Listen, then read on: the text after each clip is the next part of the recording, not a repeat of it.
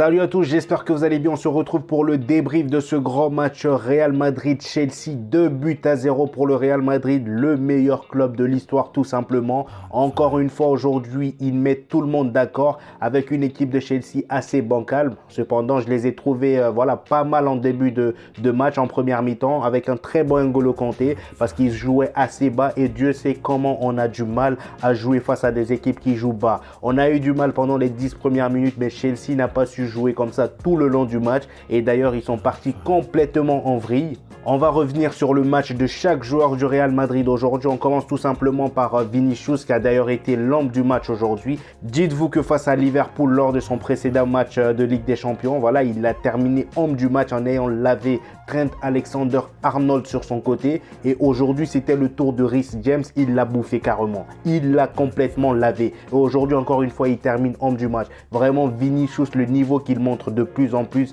est terrifiant. Personnellement, j'arrive même à me dire que quand je vois ce genre de match, pourquoi on a besoin de Kylian Mbappé? Parce que Vinicius, avec ce qu'il montre en ce moment, il est irremplaçable. On ne peut pas le sauter. Même si c'est Kylian Mbappé, on ne peut pas le sauter. Je ne dis pas qu'il est meilleur que Kylian Mbappé, loin de là. Mais Vinicius, au jour d'aujourd'hui, c'est le joueur le plus décisif du Real Madrid. Tu ne peux pas le sauter. En plus, il joue à gauche, Kylian Mbappé joue à gauche. Donc moi, personnellement, je n'ai pas besoin de Kylian Mbappé au Real Madrid. Et d'ailleurs, de toute façon, je savais que le Real Madrid allait aujourd'hui faire du sale, même s'ils n'ont pas marqué beaucoup de buts. Karim Benzema aujourd'hui n'a pas marqué, mais il a été très bon dans les intervalles de jeu, la gestion technique, il était assez fluide dans le jeu. Je le trouvais moins lourd que d'habitude et aujourd'hui il a fait un très bon match Karim Benzema. On va commencer par l'attaque, les trios de devant et ensuite on va remonter jusqu'à Courtois qui a d'ailleurs fait un très bon match. Parlons du trio de ce Real Madrid. Karim Benzema aujourd'hui, comme j'ai dit, il a été très bon. Rodrigo aujourd'hui en tant que titulaire, moi j'ai toujours milité pour que Rodrigo soit titulaire. Et aujourd'hui encore une fois, on a bien vu que quand Rodrigo il est dans son match, il est juste létal. Aujourd'hui on a vu ce que ces trois attaquants là peuvent faire à un club comme Chelsea. Chelsea ils sont très bons défensivement. On l'a bien vu en première période comment défensivement ils étaient solides avec un très bon Koulibaly. Thiago Silva il nous a aussi embêtés. Mais les gars ça n'a pas duré longtemps parce que quand ces trois là se mettent en mode Ligue des Champions, quand ils activent ce côté Ligue des Champions, on peut pas les arrêter. On peut pas les arrêter tout simplement. Aujourd'hui, on va dire, regardez-moi un peu les stats des trois en Ligue des Champions.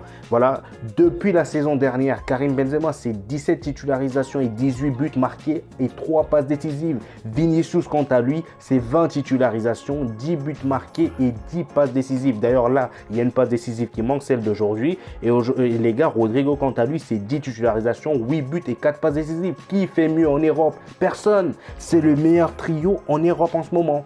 Vous me trouvez un trio mieux que ces trois-là, j'arrête tout les gars, il n'y a pas tout simplement. Et aujourd'hui, Valverde, on va parler de son match. Valverde, personnellement, il m'a fait plaisir. Je commence à retrouver ce Valverde dans la Coupe du Monde. Même s'il n'a plus ses tirs de loin, il marque plus de loin comme il le faisait. Mais au moins, je retrouve le Valverde qui est tout le temps là dans les intervalles, qui est très mobile. Aujourd'hui, j'ai trouvé son match impeccable. Je ne sais pas ce que vous en pensez, mais dites-moi ça en commentaire. Qui a été vraiment votre top du match? Personnellement, il y a Vinicius, mais mis à part Vinicius, donnez-moi vos 3 tops dans le match et vos 3 flops. Et aujourd'hui, personnellement, je trouve qu'il n'y a même pas de flop dans l'équipe du Real Madrid. Ils ont tous été bons.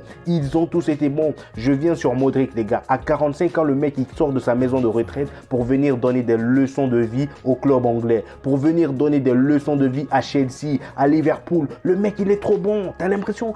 Plus il vieillit, mieux c'est. Vous vous rendez compte, lui et Karim Benzema, plus ils vieillissent, mieux c'est. C'est juste incroyable. Et Toni Kroos, aujourd'hui, on l'a titularisé. Au début, quand j'ai vu la composition, j'ai vu que Toni Kroos était titulaire en tant que 6. Je me suis dit, j'aurais préféré voir Camavinga, mais Camavinga en tant que latéral aussi, c'est pas mal. Le mec, il réussit à briller à un poste qui n'est même pas le sien. Camavinga, en fait, au bout d'un moment, on n'est plus ses amis. Camavinga, au bout d'un moment, il a envie de dire, moi, je suis un joueur, je suis un footballeur. Donc, peu importe, moi, ne me parle plus de poste. Kylian Mbappé, il dit, ne me parlez pas d'âge. Lui, il dit, ne me parlez pas de poste. Ne me parlez pas de poste. C'est le couteau suisse par excellence. Vous vous rendez compte? Camavinga sort des masterclass. Il devient meilleur joueur du Real Madrid du mois. Pas de ce mois, mais il a été le meilleur joueur du Real Madrid pendant quelques mois. Et dites-vous que c'est pas quand il joue en tant que latéral. C'est juste énorme. Et Tchouaméni, j'ai même envie de dire, Tchouaméni, là, il a perdu sa place. Tant que Toni Kroos est dans cette équipe-là et que Kamavinga est là, dites-vous que quand Kroos, on ne le fait pas jouer en tant que 6, c'est Kamavinga, on met là. Tchouaméni, j'ai l'impression qu'il perd de plus en plus sa place. Donc là, on parle même à un possible départ de Tchouaméni. Je ne sais pas ce que vous en pensez, mais moi personnellement, Tchouaméni, je ne le trouve pas aussi étincelant que ça. J'ai l'impression qu'il est surcoté. Moi personnellement, au Real Madrid, le seul qui arrive à me convaincre en tant que nouvelle recrue, c'est Kamavinga, qu'on se dise la vérité. Et de l'autre côté du terrain, on a Carvajal, les gars. On a tellement critiqué cet homme-là qu'aujourd'hui, j'ai l'impression que lui aussi, je ne sais pas si c'est l'expérience Ligue des Champions qui fait que quand il active ce côté Ligue des Champions, il devient très très intéressant. Aujourd'hui, Carvajal, j'ai rien à dire. Sur le but de Karim Benzema, sa passe, elle est juste incroyable. Voilà, sa passe, elle est juste incroyable. Donc, j'ai rien à dire par rapport à Carvajal. Aujourd'hui, je l'ai trouvé très bon. Et au niveau de la défense, je les ai trouvés très bien. Il n'y a pas eu de grosses gaves. Alaba et Militao, Alaba qui revient de plus en plus voilà, à son haut niveau. C'est pas mal. Militao, il nous a déjà habitués à de gros matchs. Donc lui-même, parfois, quand on fait des débriefs, on le met de côté parce que Militao, on a l'habitude. Et Courtois, les frères. Que dire de Courtois? Juste incroyable, Courtois. Les parades qu'il nous a sorties aujourd'hui, c'est juste incroyable. Ce mec qui nous sauve. Depuis la saison dernière, ce mec qui nous sauve. Je pense que là, il devient de plus en plus un gardien. Comment dire? Je pense que c'est l'une des recrues les plus prolifiques du Real Madrid. En termes de gardien, je dis bien. Parce que voilà, vraiment, ce qui nous sort, il nous sauve à chaque fois. Même la finale en Ligue des Champions face à Liverpool, on a bien vu comment il était présent. Et aujourd'hui, les gars, ça a été le même Courtois. Le Courtois de la saison dernière, c'est juste incroyable.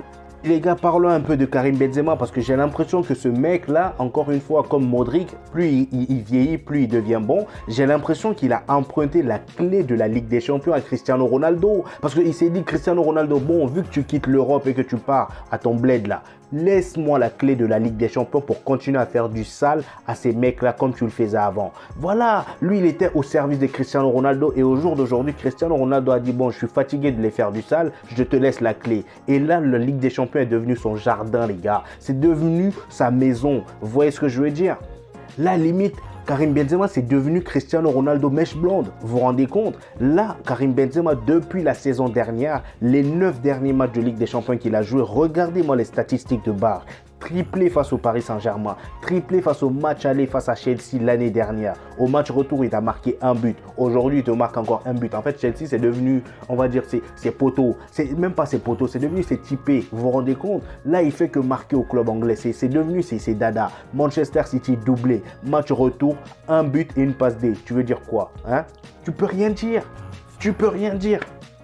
Et face à Liverpool en finale, il t'a marqué un but qui a été refusé. Et même là, il a quand même marqué. Vous vous rendez compte que là, depuis là, il fait que marquer en Ligue des Champions. C'est devenu son territoire. Vous vous rendez compte? Et dites-vous qu'il a marqué 19 buts en 26 matchs contre les équipes anglaises. C'est devenu ses petits, je vous ai dit. C'est devenu ses petits. Qui fait mieux en Europe en ce moment? Et là, vous allez me parler du Ballon d'Or. Mais les gars, le Ballon d'Or, on sait tous qui va le prendre. Malgré sa saison éclatée au Paris Saint-Germain, il va quand même le prendre juste pour ces 1 mois qu'il a passé en argent avec l'Argentine. C'est réel, c'est réel. Même si là, Karim Benzema te sort encore une des phases finales de malade, c'est mort. C'est mort. Il va pas le prendre. Et le plus terrible dans tout ça, c'est que Karim Benzema, on a beau le critiquer, mais il continuera toujours à fermer notre bouche. Il y a 1 mois, on s'est dit que Karim Benzema, c'est fini. Il n'a plus le niveau du haut niveau. Et même moi, j'en fais partie. J'ai été le premier à le critiquer. Voilà, le dernier match qu'on a perdu face au Barça, j'ai été le premier à le critiquer. Et on a bien vu comment aujourd'hui, il nous a fermé notre bouche. Depuis Liverpool, il continue à fermer notre bouche. Et c'est ça que j'aime chez ce joueur. Vous voyez ce que je veux dire? C'est ce que j'aime chez lui. Et aujourd'hui, vraiment, il a encore montré que même s'il marque pas beaucoup, même son but il n'était pas terrible, mais c'est un but de bon placement. Il a été très bien placé et il a marqué le but qu'il fallait. Donc vraiment, voici mon avis sur ce match. Et d'ailleurs, voici une déclaration de David Alaba, les gars. Il dit: je pense que Vinicius et Karim Benzema forment la meilleure doublette au monde. C'est vraiment un duo incroyable. Ce n'est pas une surprise de voir comment ils s'entendent sur le terrain, parce que je les vois tous les jours travailler dur et bref, en gros, il n'y a pas la suite. Mais vraiment, les gars, même Alaba reconnaît que c'est le meilleur duo au monde. Qui peut dire le contraire? Et pour finir les amis, vous savez pourquoi on a gagné, vous connaissez notre secret, laissez-moi vous dévoiler le secret. Aujourd'hui encore une fois on a gagné parce que l'ancien magicien du Real Madrid était sur le terrain. Regardez-moi, il y a qui là, vous le reconnaissez? Eh ben c'est ZZ les gars, Zinedine Zidane. Bref, en tout cas il était sur le terrain pour voir ses ex-joueurs gagner aujourd'hui ce match face à Chelsea. Voilà, et vraiment Chelsea aujourd'hui, c'est malheureux à dire, mais Chelsea ils n'ont pas le niveau, même en première ligue ça se voit. Ils ont dépensé des milliards pour au final garer leur bus face au Real Madrid. C'est quoi ça? Vous vous attendiez à quoi en fait? C'est pas parce que vous recrutez vous dépensez des milliards sur des joueurs que vous allez avoir un niveau terrible. Vous vous rendez compte? Même Brighton, ils sont plus chauds que vous. C'est une dinguerie. Mais vraiment aujourd'hui, le seul joueur qui est sorti du lot, c'est N'Golo Kanté. Parce qu'à part ça, voilà, il revient d'une longue absence. N'Golo Kanté aujourd'hui, il a été terrible. Surtout au début de match, les 10-15 premières minutes, N'Golo Kanté, il était terrible. Moi, il commençait à me faire peur. Il m'a fait douter pendant un moment. Mais aujourd'hui, vraiment, l'équipe entière n'était pas au rendez-vous. Koulibaly qui te prend un carton rouge, enfin, qui se blesse, pardon.